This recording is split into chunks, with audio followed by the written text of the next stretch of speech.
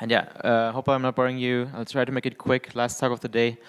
I'm Luis. Yeah, I'll talk about privacy, how privacy is normal, and then I connect it to the products that we're building in our threshold encryption solution. And I'll talk kind of about privacy in the broadest sense. So it's not just anonymity, but also temporarily hiding information. So yeah. And I even found this little sticker from Web Privacy Now, which actually says privacy is normal. So that's a good coincidence. Just briefly, why do I think privacy is normal? Well, quite simply because you just can't do business without it. Really, if you think about any kind of serious situation where you financially transact, if it's just in the open, you'll sort of lose your competitive advantage, and it's just you just can't really do business, right? And then I think some people have this misconception that blockchain sort of pseudonymity, that your address is like a good protection. But I think as soon as you do, let's say like 4 or 5 separate actions on separate apps, it's going to be extremely simple to connect the dots and lead back to you, basically. Yeah? So that's really not a protection at all. And obviously, yeah, you also need to protect it to protect yourself from malicious actors. But I think the point is also that I'm trying to make is not the most important thing. It's the last thing there, because I'm thinking like even just for normal people who maybe are not pursued or are not in countries where they must be afraid of the government, even for them they just need privacy, right?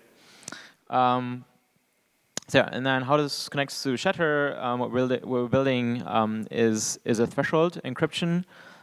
Commit reveal sort of gadget, and it's also a distributed key generation mechanism. So it encrypts and then decrypts and in a decentralized way. And we apply it to, especially to the encrypted mempool, which is a protocol level feature which encrypts transactions, and so the validator has to commit to the inclusion and the order of the transactions while they're still encrypted. So they can't, so because they don't see what's in the transactions, while they have to commit to them, they can't really censor or front run. So that's kind of how we can prevent sort of front running, malicious MEV, and then also real-time censorship. And then we have this other sort of API, Shutter API, and an SDK, where we apply it to everything else. And it's just 4 API calls that you can plug in to your app, essentially, more application level. And then it's about governance and information symmetry, and I'll go into these, essentially. So in this talk, we'll focus really on the second one, the Shutter API and these applications, not really the encrypted mempool, because that's really a separate topic. And just a little bit about commit reveal, because again, like you kind of have privacy with Shutter, but it's not the only thing. It's like commit reveal is kind of the point.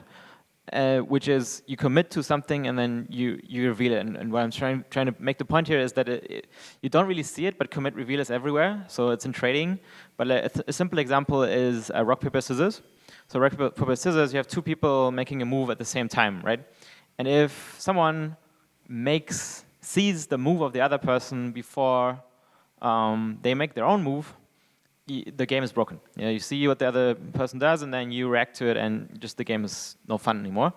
So you need sort of a commit reveal. You need both to be revealed at the same time, or you need, if you will build it as an application, you would need the server to make sure that both are hidden and then released at the same time, right? And that's happening in trading all the time, right? But it's also happening in decision making and all kinds of other places. And usually you need this centralized party to ensure the step, this encrypt, decrypt, or encrypt, commit, decrypt sort of sequence. But the cool thing is in crypto, you don't have that decentralized party. So the cool thing is with threshold encryption, we can detrust and decentralize that party. Yeah, so Shutter API is this kind of simpler, just API to offer this encryption service. These are some of the use cases, but I think it's better if we just run through the applications that we built. This is the API calls. It's just 4 of these API calls, just a setup phase, and then you retrieve your encryption key, essentially use that to encrypt, and then you can later, once time has passed, you can then receive the decryption key. So this is one application that is live integrated into Snapshot. So it's shielded voting. Yeah, and it hides the voting results during the vote, the real-time voting results during the vote.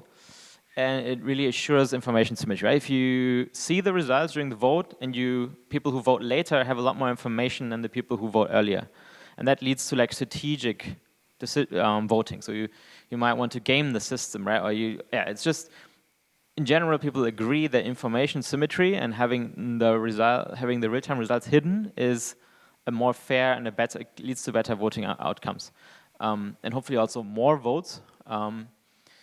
Because think about sort of like if you already see that how a vote is going, you might be not inclined to vote because you think, oh, it doesn't make any difference if I vote or not.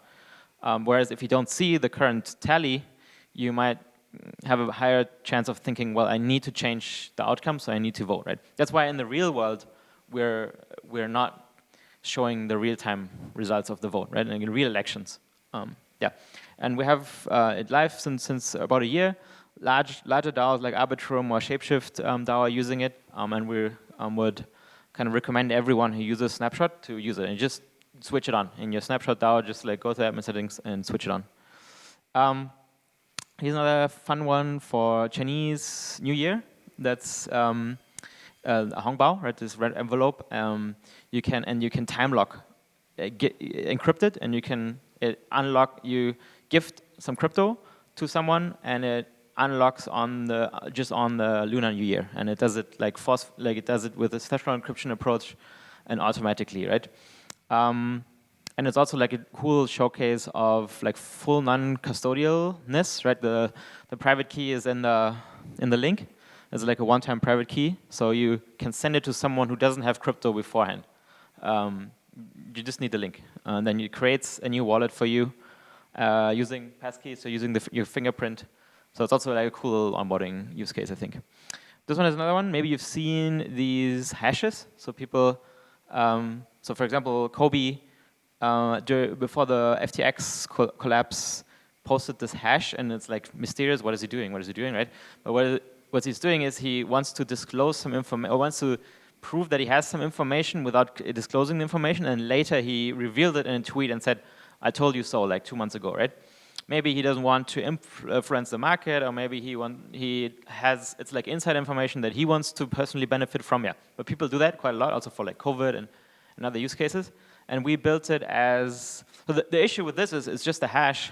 Well, the two issues, right? People don't know how to do it. Like normal people don't know how to do it, so we built an app for it. And number two, if it's just a hash, you can just not reveal it later. Right? You say you predict something and it doesn't happen, then you might just say, oh, then I'm not going to reveal. And it kind of like, so how we built it, it actually encrypts it. So you have the actual ciphertext, and it enforces the decryption. Yeah? So it's a simple app. You just put your prediction, put the reveal time, and then kind of put it on chain. And then we have a Twitter bot. So this is the automatic kind of text. So here, for example, someone from the Optimism ecosystem predicted something about this Optimism future key experiment, how the results would be, and then we have this bot that later, once that happens, it automatically tweets it, right? Yeah. And you cannot. Yeah. This one is for Kleros juror voting. Kleros is arbitration court, right? And they have jurors, and the jurors need to vote. And this is also going to receive kind of shutter shielded voting very soon. And here it's extremely important actually because Kleros have an incentive mechanism that incentivizes voting with the majority. So in the end, you get receive more incentive, more token if you vote how everyone else voted. So if the vote is open, you'll just have like chaos. You just have people saying, oh, it's already like decided, I'm gonna go with the majority. So the first vote that will happen, probably everyone just will attach to that. So it'll break kind of the game theory. So they really need a commit reveal system. They have one, but that one is like centralized. The one that Shutter will be decentralized and will be better UX because you don't have to reveal yourself. User only has to do one transaction to vote, they don't have to then reveal as well. This is another one where we call it sealed bid RFPs, so requests for proposals, right? So DAOs do this, right? They want to fund something, they issue a request for proposals, and then people are submitting bids. And there again, you want to have ideally privacy during the bidding phase, because again, you might have people then, if you see the open bids, you might just have like this bidding war live on the bids. And undercutting the other people, and maybe then they go back. They want to change their bid, right? Usually, RFP processes also in the real world are again sort of hidden.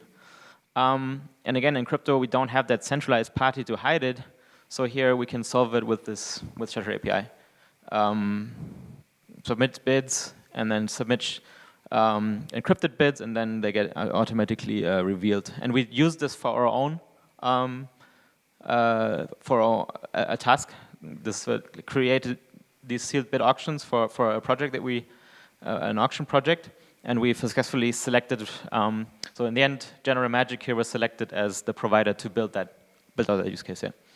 Talking about this auction use case, so Paddle Battle, this is an impact-focused auction website that we're bootstrapping, which you can auction off just cool stuff, right? Let's say a DAppCon ticket or a DApp node, and the proceeds go to a good cause that can be chosen, and it'll use sealed bid auctions soon. Shutter sealed bid auctions essentially. Yeah. On-chain shielded voting just means we'll be bringing the snapshot off-chain shielded voting. We'll bring that on-chain, and we have it kind of specced out, and we have vibe coded a little POC. It works. It just needs to. We just need to work. We're working with Tally and with Decent to bring it to market. If someone wants, we're just waiting for that kind of DAO that says, okay, let's build it. But so I'm showing you kind of how easy it is to build these apps, right? But actually, I think dApps are dead because we have MCP. So I don't know if you know, but this is like this way how people can plug in like functions into their Claude or into their LLM. And the cool thing about MCP is, I think it's a really nice translation layer between the user and this more complex kind of function. In this case, this complex cryptography function that maybe needs to be explained, and maybe it needs to be, and maybe it needs the usage of it is hard.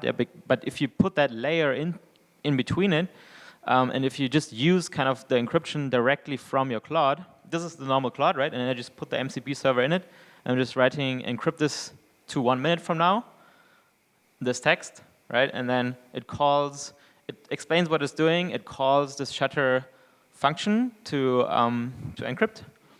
And then, boom, perfect, it did encrypt it, tells me the time, and gives me some of the information, the transaction hash and stuff like this. And then it's locked. And then I can check. The other function is like, check it, please. What's the status right now? It's like it's not unlocked yet. I think it'll say it's not ready because it's before the 1 minute, right? So and then I'll fast forward, and then I'll tell it decrypt it now, and it then decrypts, right? So and I think it's a really cool way of, I think not just that, but like in general, kind of more complex things like this cryptography, advanced cryptography. I think it's a cool way to use it, and you can also like ask it questions, right? Let's say you don't understand the primitive, you can ask the same thing, like a question about it.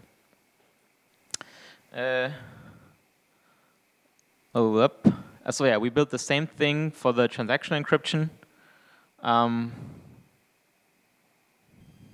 Maybe this is too long, but essentially this is the same concept, the MCP server, and it can then use the encrypted mempool. So you just tell it send 0.01 xDai to da and use the encrypted mempool, and it'll just do this transaction call on Gnosis chain using the encrypted mempool, and then on the right you'll see that being executed. Then you see that this is our Shutter Explorer. But yeah, I think it's kind of like out of.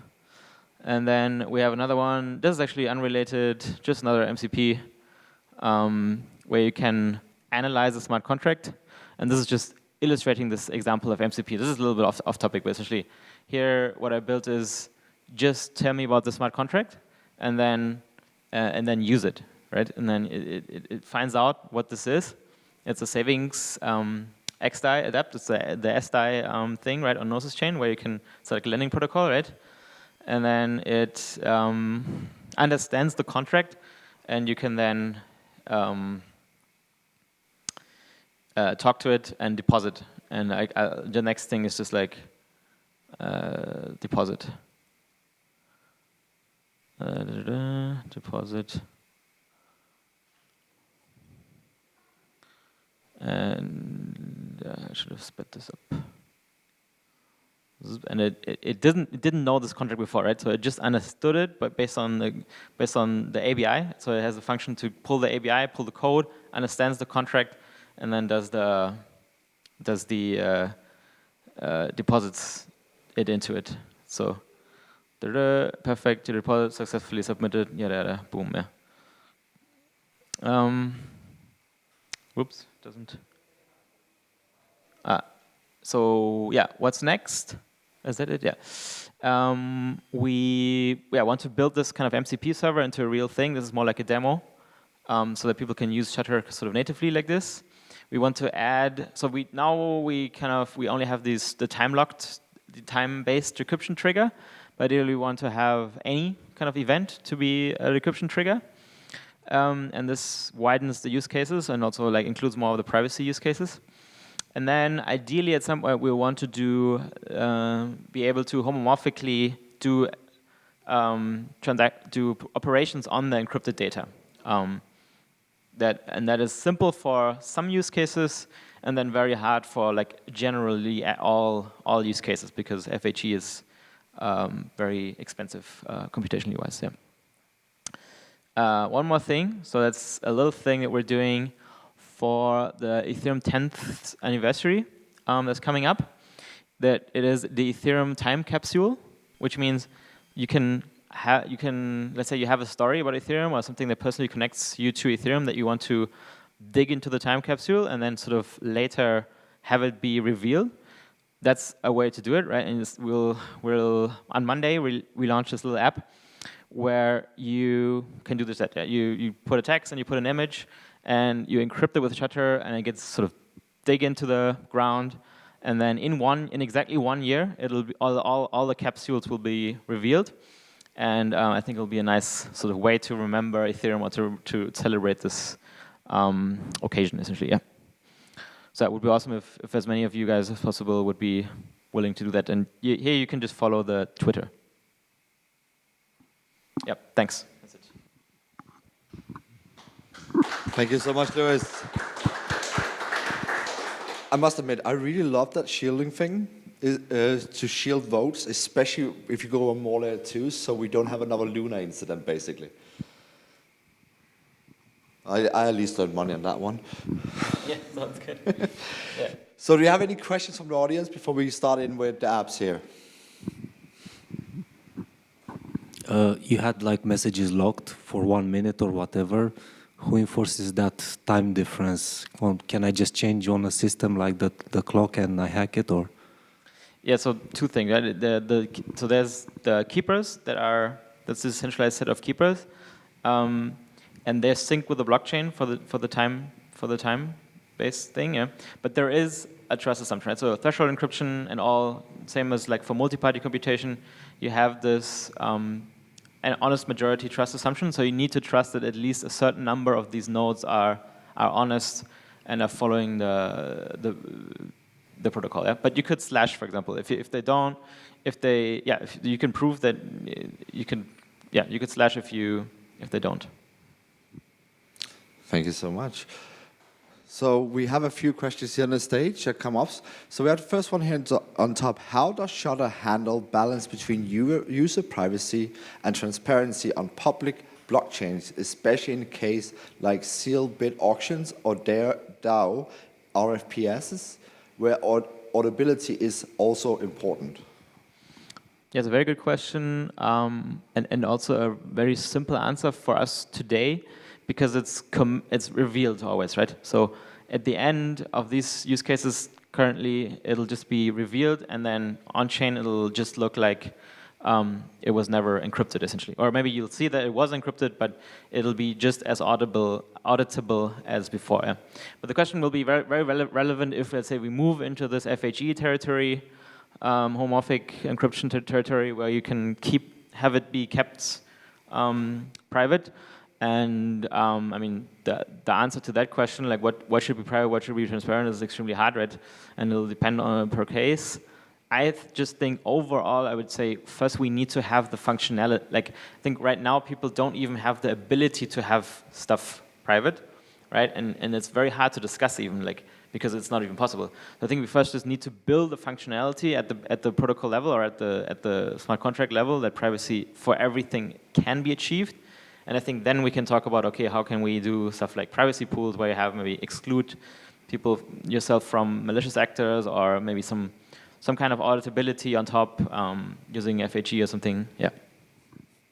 Thank you. I think that was a beautiful answer. We have the next one. Why is encryption on-chain important now, and what problem does it solve that current dApps can't handle? As you said, dApps were dead, basically. Yeah, dApps are also dead, yeah. But I mean, I think the question, so I think lots of problems, right? We saw, so the simple problem is privacy, right? So as I said, we don't have privacy and we need privacy. A specific example of this for Shutter, for example, or something like threshold encryption is smart accounts. So like EOAs can use fileverse, and they can end-to-end encrypt the document on fileverse, right? But with a smart account, let's say this kind of the idea is, right, we're moving to smart accounts. You don't necessarily have one private key, or you don't necessarily have any private key associated with a smart account, because it might be like that the account is transferred, or it might be like owned by 6 people or something, right? So the same encryption ability you don't have for smart accounts. So this like fileverse kind of breaks for smart accounts because you can't do private documents. With something like Shutter, you could ensure privacy there again. Yeah? So, but privacy, as I said before, is just only one of those problems that we're trying to solve. The other one is like this like information symmetry problems, like front running, and then things like this unfairness in voting, and all these kind of issues. Yeah. That's a very good point. Do we have more questions down from the audience? Well, everybody's quiet today. But thank you so much, Lewis, for coming by. Please, everybody, give him a massive hand. Thank you. Thank you.